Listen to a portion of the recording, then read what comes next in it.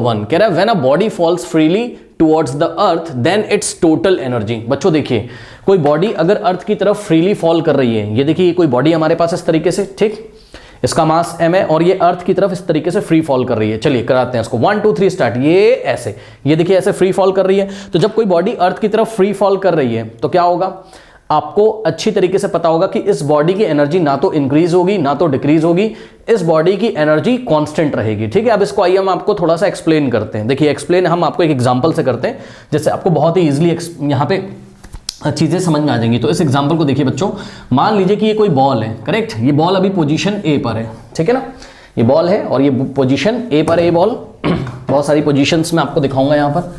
ये कोई बॉल है और अभी इसकी पोजीशन ए है, ठीक, थोड़ी देर के बाद ये आती है पोजीशन बी पे, थोड़ी देर के बाद आती है पोजीशन सी पे और उसके बाद थोड़ी देर के बाद आती है पोजीशन डी पे। अभी बॉल यहाँ आ गई पोजीशन डी पे और थोड़ी देर के बाद आती है पोजीशन ई पे। करेक्ट बच्चों, अब देखिए ये ग्राउंड है, मान लीजिए पोजीशन ई क्या है, ग्राउंड है। अब बॉल आके ग्राउंड से टकरा गई, करेक्ट। तो ध्यान से चेक करिए यहाँ पर बच्चों, बॉल की यहाँ पर मैं लिख रहा हूँ पोटेंशियल एनर्जी का कॉलम, यहाँ पर मैं लिख रहा हूँ काइनेटिक एनर्जी का कॉलम और यहाँ पर मैं लिख रहा हूँ उसका टोटल एनर्जी। ठीक है ना, यहाँ पे मैं क्या लिख रहा हूँ, उसका टोटल एनर्जी, बॉल का टोटल एनर्जी। ठीक है, इसको जरा समझिएगा। टोटल एनर्जी का मतलब पोटेंशियल एनर्जी और काइनेटिक एनर्जी का सम, और पोटेंशियल एनर्जी और काइनेटिक एनर्जी का सम मैकेनिकल एनर्जी भी कहलाता है। याद रखिएगा, जिनको नहीं पता है, ME का मतलब mechanical energy. So mechanical energy is equals to potential energy और प्लस काइनेटिक एनर्जी।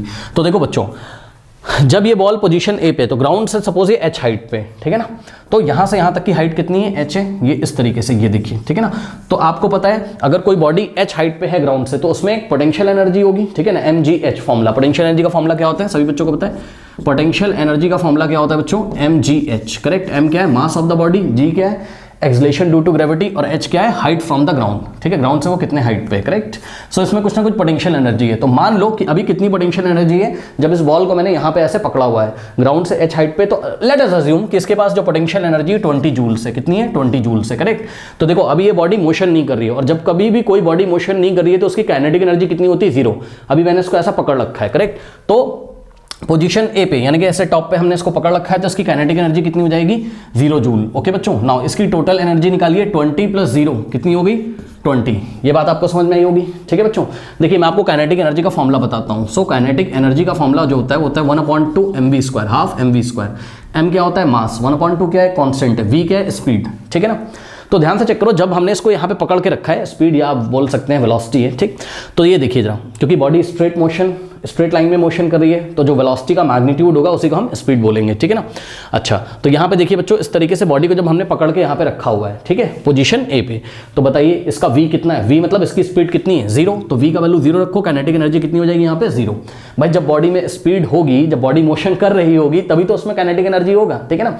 तो देखो अब हमने ए से इसको ड्रॉप किया, इस तरीके से फ्री फॉल किया, मतलब ये ऐसे आएगी, ये बी पे पहुंचेगी, सी पे, इस तरीके से डिफरेंट पोजीशन से होती है बॉडी, ई पे आएगी और ग्राउंड से जाके नीचे टकरा जाएगी, ठीक है ना। तो क्या होगा, आप यहाँ पे थोड़ा सा फील करिए, ये देखिए ये भी ऐसे नीचे आ रही है, ऐसे, ठीक। तो जब ये नीचे आ रही है, सभी बच्चों को पता है, मोशन वाले चैप्टर में हमने पढ़ा है कि जब कोई भी बॉडी बच्चों फ्री फॉल करती है तो वो 9.8 मीटर पर सेकेंड से एक्सलेट होती है। मतलब आपको पता ना एक्सलेशन ड्यू टू ग्रेविटी कितना होता है, एक्सलेशन ड्यू टू ग्रेविटी कितना होता है, 9.8 मीटर पर सेकेंड²। इसका क्या मतलब होता है, इसका मतलब होता है 9.8 मीटर पर सेकेंड।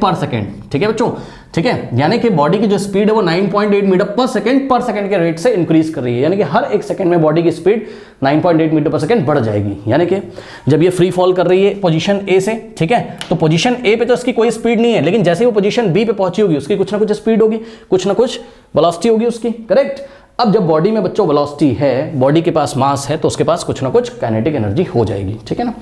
ओके, तो देखिए बच्चों, जब ये पोजीशन ए से बी पे आएगी, ठीक, तो ग्राउंड से इसकी हाइट डिक्रीज हो जाएगी। चेक करो, ये देखिए पोजीशन ए जो है वो ग्राउंड से ज्यादा हाइट पे, और पोजीशन बी जो है ग्राउंड से कम हाइट पे, ठीक। तो एच की वैल्यू कम हो गई, जब बॉल पोजीशन बी पे पहुंचेगी तो एच की वैल्यू कम होगी। एच के डिक्रीज होने से पोटेंशियल एनर्जी डिक्रीज हो जाएगी। आपको पता है ना, जो बॉडी जितनी ज्यादा हाइट पे होती है उसकी पोटेंशियल एनर्जी उतनी ज्यादा होती है, करेक्ट।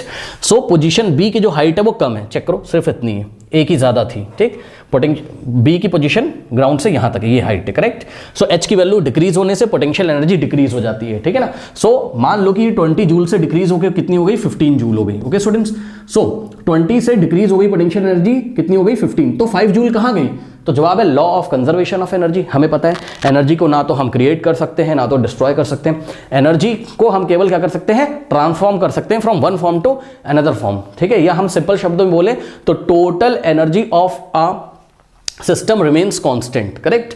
तो ध्यान से चेक करो बच्चों, यहां पर पोटेंशियल एनर्जी तो डिक्रीज हो गई, तो गई कहां, तो जवाब है बॉडी के पास स्पीड तो आ गई। तो जितना पोटेंशियल एनर्जी में डिक्रीमेंट हुआ है उतना ही काइनेटिक एनर्जी में इंक्रीमेंट हो जाएगा, ठीक। तो अब आपके पास काइनेटिक एनर्जी कितनी हो जाएगी, 5 जूल। अब दोनों को अगर आप ऐड करोगे तो कितना आ जाएगा, 15 + 5 कितना हो जाएगा, 20 जूल, ओके। तो इस तरीके से देखिए, पहले भी मैकेनिकल एनर्जी यानी कि टोटल एनर्जी कितनी थी, 20 जूल, अभी भी कितनी है, टोटल एनर्जी 20 जूल है। तो इस तरीके से, करेक्ट बच्चों। सिंपल शब्दों में सुनिए, ऊपर से बॉल नीचे आ रही तो एच की वैल्यू डिक्रीज हो रही, भाई ग्राउंड से एच की वैल्यू डिक्रीज हो रही, हाइट डिक्रीज हो रही है जिससे पोटेंशियल एनर्जी डिक्रीज हो रही है, करेक्ट। और काइनेटिक एनर्जी क्या हो रही है, इंक्रीज हो रही है। जितना पोटेंशियल एनर्जी में डिक्रीमेंट होगा उतना ही काइनेटिक एनर्जी में इंक्रीमेंट होगा, और टोटल सम करोगे तो वो 20 आएगा। बार बार चेक करिए। अब बॉल बी से कहां आ गई होगी, सी पे, तो फिर से अब देखो सी जो है वो ग्राउंड से बी के कंपैरिजन में कम हाइट पे, ओके। सो एच की वैल्यू और डिक्रीज हो गई, पोटेंशियल एनर्जी और डिक्रीज हो जाएगी, लेट अस से 10 जूल हो गई। ये बस मैं आपको एग्जांपल दे रहा हूं समझाने के लिए।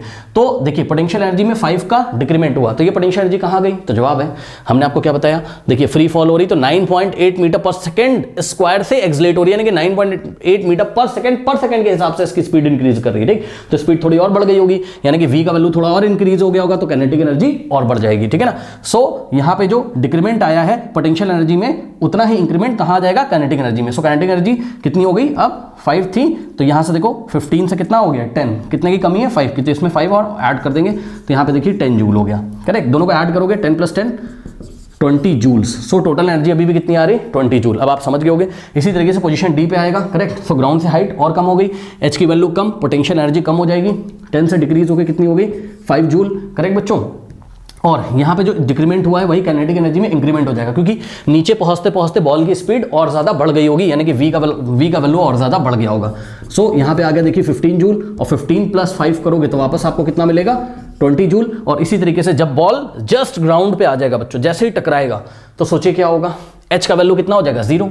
भाई ये देखिए ग्राउंड को ये टच कर गया ना ऐसे, तो एच का वैल्यू, यानी कि ग्राउंड से कोई हाइट है ही नहीं, तो एच का वैल्यू 0 रखो, तो पोटेंशियल एनर्जी कितनी आ जाएगी, 0, करेक्ट। तो यहाँ पोटेंशियल एनर्जी हो गई 0 जूल, और जितनी की जितनी पोटेंशियल एनर्जी थी सारी की सारी किसमें चली गई, काइनेटिक एनर्जी में, करेक्ट। सो ये देखिए, और यहाँ पे भी ऐड करोगे तो 0 + 20 कितना आ जाएगा, 20 जूल। तो इस तरीके से एक बॉल को फ्री फॉल करा के हमने आपको फील कराया कि जब कोई बॉडी फ्री फॉल करती है तो उसकी टोटल एनर्जी जो होती है वो क्या होती है, कांस्टेंट होती है, ठीक है। जैसे जैसे बॉल ऊपर से नीचे आती जाती है पोटेंशियल एनर्जी डिक्रीज होती जाएगी और काइनेटिक एनर्जी इंक्रीज होती जाती है, ठीक है ना। पोटेंशियल एनर्जी क्यों डिक्रीज होती है, क्योंकि ग्राउंड से उसकी हाइट डिक्रीज होती जाती है। अब चेक करो, potential energy is directly proportional to height, height कम होगा तो पोटेंशियल एनर्जी भी कम होता जाएगा, ठीक।